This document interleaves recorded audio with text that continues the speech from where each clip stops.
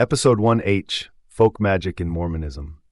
Folk magic was not just an influence on the early history of Mormonism. It was a cornerstone of Joseph Smith's upbringing and the cultural backdrop that shaped his religious development. In the early 19th century, rural Americans, particularly in New England and upstate New York, blended Christian beliefs with mystical practices, creating a volatile mix of folk magic, divination, and treasure-seeking. Joseph Smith's family was deeply embedded in this occult tradition, something that the LDS Church has conveniently swept under the rug. Part 1. The Smith Family and Folk Magic. Joseph Smith Sr. wasn't just dabbling in treasure hunts. He was deep in the occult, actively leading organized, ritualistic treasure-seeking expeditions. These weren't casual pastimes. They were secret, underground networks drenched in apocalyptic beliefs and dark magic. The groups Smith Sr. ran with weren't just clubs. They were clandestine societies steeped in occult rituals, where treasure hunts were conducted under the guise of religious fervor. From 1802 to 1804, Smith Sr. threw himself into the wood scrape movement in Vermont, an apocalyptic, divination-heavy cult of folk magic that blended religious zeal with supernatural practices. This wasn't some innocent, faith-based endeavor. It was steeped in mystical beliefs and occult treasure-seeking that mirrored the darkest aspects of folk magic. And conveniently, the LDS Church leaves out this crucial detail.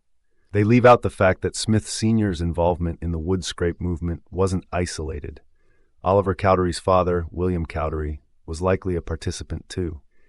And let's not forget, William Cowdery was related to Joseph Smith Sr. through marriage, tying the two families even deeper into these occult circles. When the wood scrape movement was shut down by Laban Clark, an event that forever burned the name Laban into Joseph Smith's mind, Smith Sr. seethed with hatred, and of course this disdain for Clark found its way into the Book of Mormon. Isn't it interesting that one of the most villainous characters in the Book of Mormon is named Laban? The parallels aren't subtle. The Smiths were no casual dabblers in folk magic. They were knee-deep in it, using divining rods, seer stones, and other occult tools to hunt for buried gold. This wasn't just superstition, it was an integral part of their lives. Joseph Smith Sr. was said to have used a seer stone, a peep stone, to locate hidden treasures, believing it could reveal secrets buried beneath the earth. And that wasn't some random family quirk. This was a widespread practice in rural New England at the time, rooted in divination and the supernatural. The Smiths weren't just talking about treasure, they were obsessed with it. Joseph Smith Sr. even told Peter Ingersoll in 1822, "If you only knew the value there is back of my house," pointing to a spot near their home. "There," exclaimed he, "is one chest of gold and another of silver." Smith Sr. didn't just hope there was treasure, he believed it was there, and so did his family. Lucy Mack Smith, his wife, confirms this in her own words, saying, "I had often been told by my husband that there was a large treasure hid in the ground, and he believed that it could be found." No surprise, then, that Joseph and Alvin Smith grew up chasing the same supernatural fantasies. They were born into folk magic, and the same occult practices that consumed their father shaped their own worldview. Alvin, Joseph's older brother, was known for using divining rods to locate water, another piece of the magical tradition that permeated the Smith family. Alvin didn't just sit idly by. He was part of the same occult subculture, using the same tools and rituals. And it gets worse. Joseph Smith Jr. didn't just inherit these practices, he employed them in his religious ventures. His famous seer stone, the one he used in the supposed translation of the Book of Mormon, wasn't some holy relic. It was the same kind of tool his father had used in treasure-seeking, a simply rock out of the ground. Joseph Jr. would place his stone in a hat, block out the light, and supposedly see hidden treasures, or later, hidden divine revelations. But make no mistake, this was no holy or divine activity. It was folk magic, pure and simple. But it wasn't just seer stones that the Smith family used. They were also knee-deep in parchment magic, using inscribed papers and charms as part of their occult rituals. These parchments were supposed to possess supernatural power, either to protect them or to aid in their divination. Joseph Smith Jr.'s prophecies and writings, including the Book of Mormon, were seen by some as containing magical properties. The connection between the Smith family's folk magic practices and the so-called divine revelations from Joseph Smith is undeniable. What the church won't tell you, and what they've conveniently buried, is that the Smith family didn't just engage in the occasional spell. They were entrenched in this magical world. They used talismans, charms, and other mystical tools in their treasure hunts. These objects weren't just for show. They were believed to hold real supernatural power, capable of summoning spirits, warding off evil, and discovering hidden wealth. And yes, it gets darker. In 1825, during the infamous Spanish treasure dig in Harmony, Joseph Smith Sr. and his associates participated in a ritual so soaked in occult practices that it involved the sacrifice of a black sheep, a blood offering meant to appease or invoke spirits guarding the treasure. The Smiths weren't just dabbling in folk magic. He was engaged in rituals that many would associate with black magic, using blood to enhance his magical workings. William Smith, the younger brother of Joseph Smith, was involved in some of the magical practices associated with the Smith family, including the use of seer stones. William was also involved in folk healing practices and was known to have been associated with occult beliefs in his younger years. This wasn't just some fleeting phase. This was the foundation of the Smith family's worldview. It was ingrained in their very lives and practices. And as Joseph Smith moved into his religious career, it's clear that the occult practices of his family didn't just fade into the background. They evolved into the very foundation of his so-called prophecies. From treasure hunts to divination, the Smiths were steeped in folk magic, and it followed them right into the formation of the Mormon Church. This isn't just a history lesson, it's the real history, one the church desperately wants to bury. Part 2. The Cowdery Family and Folk Magic. Oliver Cowdery's father, William Cowdery Sr., wasn't just a bystander in the occult subculture of early 19th century New England. He was knee-deep in it. This wasn't some casual dabbling in folklore or superstitions. This was a man fully immersed in the world of folk magic, divination, and treasure hunting. Just like Joseph Smith Sr., William Cowdery was wrapped up in a network of occult practices that sought to manipulate the supernatural for personal gain, including the use of divining rods to uncover hidden treasures. These weren't just quaint practices. They were part of a well-established tradition of magical rites that bled into the creation of Mormonism. This wasn't some isolated hobby. It was a pervasive part of the spiritual and cultural landscape of the time. Just like the Smiths, the Cowderys were deep into the magic culture that dominated rural New England. Dowsing rods weren't just for finding water or minerals. They were tools of control intended to uncover wealth, power, and hidden truths.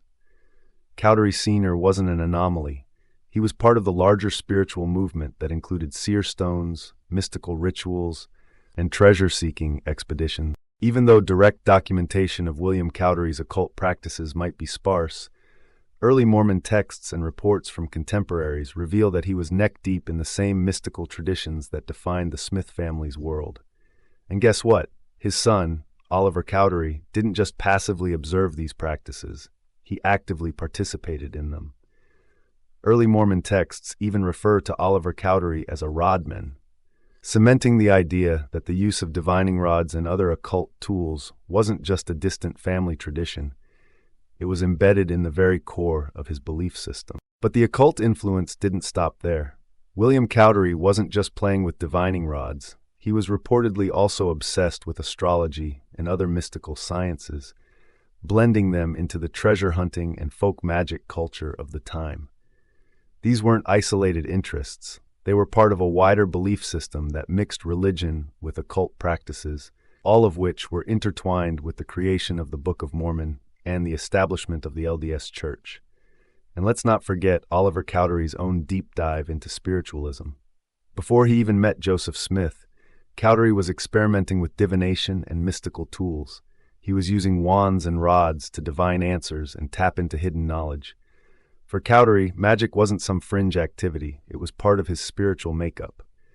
His exposure to astrology, clairvoyance, and other occult practices shaped his worldview in ways that are undeniable. That brings us to the famous gift of working with the rod, mentioned in the Book of Commandments, 1833, and later edited into the Doctrine and Covenants. The original reference, which tied Cowdery directly to divining rods and folk magic, was sanitized over time. But don't be fooled, the original text reveals a direct connection to the occult, a link that the LDS Church later sought to erase or downplay to make the narrative more palatable. The Smiths weren't the only ones entrenched in treasure-seeking magic. Cowdery and his family were in the thick of it as well. With this shared occult background, it's no surprise that Oliver Cowdery was so quick to embrace Joseph Smith's treasure-hunting methods. The mystical and magical practices of both families created an environment where treasure-seeking with seer stones and divining rods was just another accepted form of spiritual exploration. It's almost as if Cowdery had no choice but to buy into the idea of supernatural revelation and hidden treasures. The mystical experiences Cowdery claimed to have had, including his vision of the angel Moroni and his role in the restoration of the priesthood, were not mere religious experiences. They were profoundly influenced by the occult world he inhabited. His involvement in these events didn't occur in a vacuum. The mystical atmosphere of the time, shaped by family traditions of magic and divination, laid the groundwork for his later spiritual revelations. Cowdery didn't just stumble into the LDS Church. He walked in through a doorway paved with folk magic and occult beliefs. Part 3. The Whitmer Family and Folk Magic. The Smith and Cowdery families weren't alone in their obsession with folk magic. The Whitmer family, along with other key figures tied to the formation of the early LDS Church, were also part of these mystical circles. This wasn't just some passing curiosity, it was a deep-rooted part of their lives and beliefs. Let's peel back the layers, explore the murky world of folk magic that permeated these families, and uncover the hidden truths behind the birth of Mormonism. The Whitmer family, like many early converts to Mormonism, were involved in folk magic traditions common in the early 19th century, particularly in the upstate New York region. The Whitmers, particularly Christian Whitmer and David Whitmer, were closely connected to these practices, which included the use of divining rods, seer stones, and other forms of magic for finding lost objects, receiving guidance, and attempting to access hidden knowledge. Folk magic was not seen as incompatible with Christianity at the time. In fact, many people involved in these practices believed they were tapping into God's power through special means.